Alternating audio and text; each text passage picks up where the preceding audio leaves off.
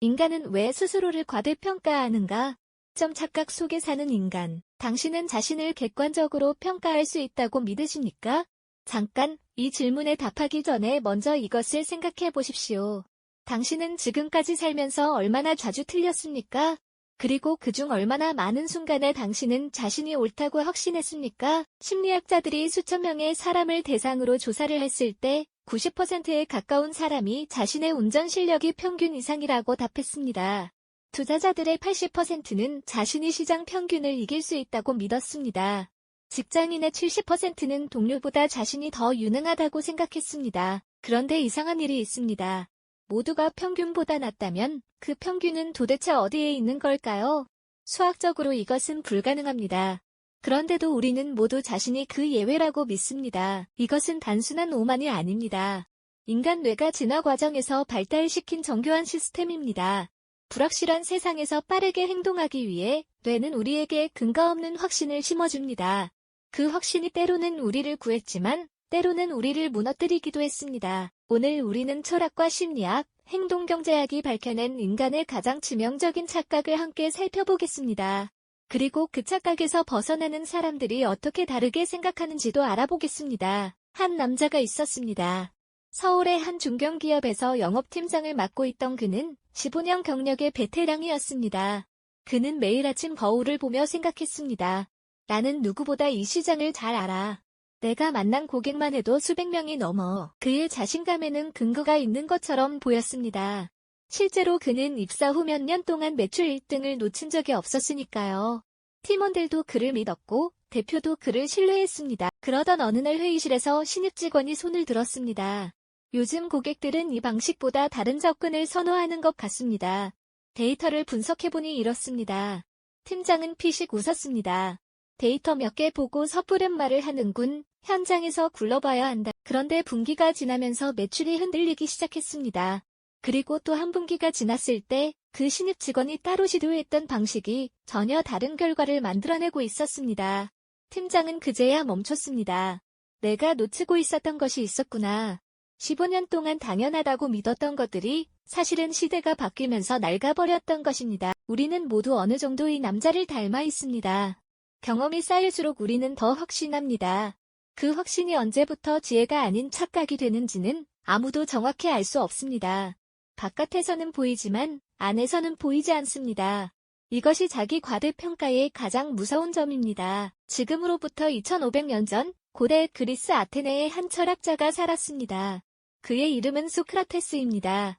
그는 어느 날 델포이 신전에서 이런 말을 들었습니다. 아테네에서 소크라테스보다 지혜로운 자는 없다. 소크라테스는 당혹스러웠습니다. 자신이 아는 것이 얼마나 적은지 그는 잘 알고 있었기 때문입니다. 그래서 직접 확인하러 나섰습니다. 먼저 정치가들을 찾아갔습니다.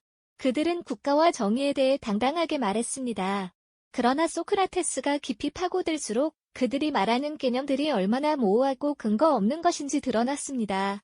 그들은 알고 있다고 믿었지만 실제로는 알지 못했습니다. 그 다음 시인들을 찾아갔습니다. 시인들은 아름다운 언어로 깊은 진리를 표현했습니다. 그러나 소크라테스가 물었습니다. 이 시가 말하는 것은 무엇입니까? 왜 이렇게 표현했습니까? 시인들은 대답하지 못했습니다. 그들은 자신이 무엇을 썼는지 설명하지 못했습니다. 장인들도 마찬가지였습니다. 그들은 자신의 기술에 있어서는 진정한 전문가였습니다. 하지만 그 전문성을 넘어서 모든 것을 안다는 착각에 빠져 있었습니다. 소크라테스는 마침내 깨달았습니다. 그들과 나의 차이는 단 하나다. 나는 내가 모른다는 것을 안다. 그러나 그들은 모르면서도 안다고 믿는다. 바로 그 차이가 지혜와 무지의 경계선이었습니다. 나는 내가 아무것도 모른다는 것을 안다. 이 말은 단순한 겸손의 표현이 아닙니다. 이것은 아는 것과 모르는 것의 경계를 정확히 인식하는 능력, 철학에서는 이것을 메타인지라고 합니다. 자신의 한계를 아는 사람은 더 조심스럽게 생각합니다. 더 열린 마음으로 다른 의견을 듣습니다. 더 신중하게 결정합니다. 반면 자신이 다 안다고 믿는 사람은 더 이상 배우려 하지 않습니다. 이미 도착했다고 생각하기 때문입니다. 배움은 비어있는 그릇에만 채워집니다. 이미 가득 찼다고 믿는 그릇에는 아무것도 들어가지 않습니다. 소크라테스의 지혜는 바로 여기에 있었습니다. 자신의 그릇을 항상 비워두는 것. 여기서 한 가지 질문을 드리겠습니다. 지금 이 순간 당신이 가장 확신하는 것은 무엇입니까? 그 확신, 한 번쯤 진지하게 의심해 보신 적 있으십니까? 이제 인간이 왜 자신의 실수를 인정하지 못하는지 이야기해 보겠습니다. 1950년대 심리학자 레온 페스팅거는 특이한 집단을 연구했습니다. 그 집단은 특정 날짜에 대홍수가 일어날 것이라고 믿었습니다. 신의 계시를 받았다고 주장하는 지도자를 따라 모든 것을 정리하고 그날을 기다렸습니다. 예언의 날이 지나갔습니다. 아무 일도 일어나지 않았습니다. 여러분은 이 상황에서 사람들이 어떻게 반응했을 것 같습니까? 부끄러움? 후회? 믿음의 포기? 아니었습니다. 오히려 그들은 더 강하게 믿음을 키웠습니다. 우리의 믿음과 기도가 대홍수를 막았다고 선언했습니다. 심지어 더 많은 사람들을 끌어들이려 했습니다. 페스팅거는 이 현상을 인지부조화라고 이름 붙였습니다.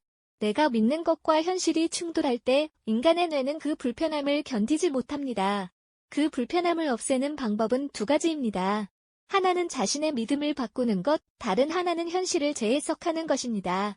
그리고 대부분의 경우 인간은 현실을 재해석하는 쪽을 선택합니다. 왜냐하면 믿음을 바꾸는 것은 자존감에 상처를 주기 때문입니다.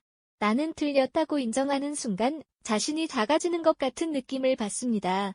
뇌는 그 느낌을 피하기 위해 자동으로 방어막을 칩니다. 주식 투자에 실패한 사람을 생각해 보십시오. 그는 말합니다. 그때 시장이 너무 불안정했어. 정보가 부족했고 환경이 안 좋았어. 하지만 자신이 지나치게 확신했다는 사실, 경고를 무시했다는 사실은 잘 말하지 않습니다. 사랑이 끝난 자리에서도 마찬가지입니다. 그 사람이 변했어. 내가 뭘 잘못했겠어. 오래된 친구와 멀어진 이유를 설명할 때도 그렇습니다. 항상 상대방이 더 많이 잘못한 것처럼 기억됩니다. 이것은 의도적인 거짓말이 아닙니다. 우리의 기억 자체가 왜곡되는 것입니다. 뇌는 자신을 보호하기 위해 불편한 기억을 편리하게 편집합니다. 자신이 주인공인 이야기에서 주인공이 나쁜 사람이 되어서는 안 되니까요. 그러나 이 보호막이 지나치게 두꺼워지면 어떻게 될까요? 자신의 실수를 보지 못하는 사람은 같은 실수를 반복합니다. 같은 패턴의 관계를 맺고 같은 방식으로 일하고 같은 이유로 실패합니다. 그리고 매번 그 이유를 바깥에서 찾습니다. 세상이 나쁜 것이고 사람들이 나를 이해하지 못하는 것이고 운이 나빴던 것입니다. 성장은 불편함을 감수하는 것에서 시작됩니다. 내가 들렸을 수 있다는 가능성을 열어두는 것, 바로 거기서부터입니다. 이제 인간의 뇌가 어떻게 착각을 만들어내는지 더 깊이 들어가 보겠습니다. 2002년 노벨 경제학상을 받은 심리학자 다니엘 카너먼은 수십 년의 연구 끝에 인간의 사고방식을 두 가지로 설명했습니다. 그는 이것을 시스템 1과 시스템 2라고 불렀습니다. 시스템 1은 빠르고 자동적입니다. 길을 걷다 갑자기 차가 달려오면 뛸 것인지 멈출 것인지 즉각 판단합니다. 친숙한 얼굴을 보면 자동으로 이름이 떠오릅니다. 누군가의 표정을 보면 기쁜지 슬픈지 즉시 느낍니다. 이것은 에너지를 거의 쓰지 않고 빠르게 작동합니다. 시스템 2는 느리고 분석적입니다. 복잡한 수학 문제를 풀 때, 중요한 계약서를 꼼꼼히 검토할 때, 새로운 기술을 배울 때 작동합니다. 이것은 집중력이 필요하고 에너지 소모가 큽니다. 문제는 무엇일까요? 우리 뇌는 에너지를 절약하려는 본능이 있습니다. 그래서 시스템 2가 필요한 상황에서도 시스템 1을 먼저 작동시킵니다. 복잡한 투자 결정을 내릴 때도 직관으로 먼저 답을 냅니다. 처음 만난 사람을 판단할 때도 첫인상이 거의 모든 것을 결정합니다. 그리고 그 빠른 판단이 맞았다는 느낌이 들면 그 판단을 지지하는 정보만 수집하기 시작합니다. 이것이 확증 편향입니다. 이미 결론이 서 있고 그 결론을 증명하는 증거만 눈에 들어옵니다. 반대되는 증거는 예외로 취급되거나 무시됩니다. 정치적 신념을 가진 사람은 자신의 신념을 지지하는 뉴스만 찾습니다. 어떤 상품을 사기로 마음먹은 사람은 그 상품의 좋은 후기만 읽습니다. 어떤 사람에 대해 부정적인 첫인상을 가지면 그 이후의 모든 행동이 그 인상을 확인하는 방향으로 해석됩니다. 우리는 생각하는 것이 아닙니다. 우리는 이미 느끼는 것을 논리로 포장하는 경우가 대부분입니다. 18세기 스코틀랜드의 철학자 데이비드 휴먼은 이 사실을 이미 알고 있었습니다. 그는 이렇게 말했습니다. 이성은 감정의 노예다. 이 말은 당시에도 충격적이었습니다. 서양 철학은 오랫동안 인간을 이성적인 존재로 정의해왔기 때문입니다. 그러나 휴먼은 달리 보았습니다. 우리는 먼저 감정으로 움직입니다. 좋다, 싫다, 원한다, 두렵다. 이것이 먼저 결정됩니다. 그리고 그 다음에 이성이 등장해서 그 결정이 왜 옳은지 설명하는 근거를 만들어냅니다. 뇌과학이 발전하면서 흉의 통찰이 정확했다는 것이 밝혀졌습니다. 인간의 뇌에서 감정 중추가 손상된 환자들의 사례가 연구되었습니다. 이 환자들은 이성적 사고 능력은 완전히 정상이었습니다. 논리적 추론도 가능하고 기억력도 정상이며 언어 능력도 멀쩡했습니다. 하지만 단 한 가지를 할 수 없었습니다. 결정을 내리는 것이었습니다. 무엇을 먹을지, 어디에 앉을지, 어떤 옷을 입을지. 아무리 사소한 선택 앞에서도 그들은 멈춰버렸습니다. 감정이 없으면 결정도 없다는 것이 증명된 것입니다. 우리가 스스로를 논리적인 사람이라고 믿는 것 자체가 하나의 착각일 수 있습니다. 우리는 감정이 이끄는 방향으로 이미 기울어져 있고 이성은 그 방향을 설명하는 데 동원됩니다. 이 구조를 이해할 때 우리는 비로소 자신의 판단을 더 신중하게 들여다볼 수 있게 됩니다. 이제 자신감과 능력 사이의 역설적인 관계에 대해 이야기할 차례입니다. 1999년 코넬 대학교의 두 심리학자 데이비드 더닝과 저스틴 크루거는 충격적인 연구를 발표했습니다. 그들은 논리적 추론, 문법, 유머 감각 등 다양한 테스트를 통해 사람들의 실력을 측정하고 동시에 자신이 얼마나 잘했다고 생각하는지도 물었습니다. 결과는 놀라웠습니다. 점수가 하위권에 속하는 사람들은 자신이 상위권이라고 생각했습니다. 가장 못한 사람들이 가장 자신감이 높았습니다. 반면 점수가 상위권인 사람들은 자신이 평균 정도라고 생각했습니다. 가장 잘한 사람들이 오히려 자신을 과소평가하고 있었습니다. 왜 이런 일이 일어날까요? 어떤 분야를 조금 알게 되면 전체 그림이 얼마나 복잡한지 모릅니다. 수영을 처음 배운 사람은 조금만 더 하면 선수처럼 수영할 수 있을 것 같습니다. 하지만 실제 수영 선수는 자신이 아직 얼마나 부족한지를 너무 잘 압니다. 요리를 처음 배운 사람은 레스토랑을 차릴 수 있을 것 같다고 생각합니다. 하지만 오랫동안 주방을 지켜온 셰프는 아직도 배워야 할 것이 산더미 같다고 느낍니다. 실력이 쌓일수록 자신이 모르는 영역이 얼마나 광대한지가 보입니다. 그래서 겸손해집니다. 반면 실력이 없는 사람은 자신이 무엇을 모르는지조차 모르기 때문에 두려움이 없습니다. 이 효과는 개인에게만 나타나는 것이 아닙니다. 조직에서도, 사회에서도, 정치판에서도 동일하게 반복됩니다. 가장 큰 목소리로 확신을 말하는 사람이 반드시 가장 많이 아는 사람이 아닐 수 있습니다. 그리고 조용히 의심하는 사람이 사실은 더 깊이 이해하고 있을 수 있습니다. 그렇다면 이 착각들이 실제 우리 삶에서는 어떤 결과를 만들어낼 어떤 사람이 있었습니다. 그는 주식시장을 몇 달 공부하고 나서 자신이 흐름을 읽을 수 있다고 믿었습니다. 처음 몇 번의 투자에서 운 좋게 수익이 났습니다. 그 성공이 착각을 더욱 굳혔습니다. 나는 감이 있어. 나는 다른 사람과 달라. 그는 점점 더 큰 금액을 베팅했습니다. 주변의 경고를 무시했습니다.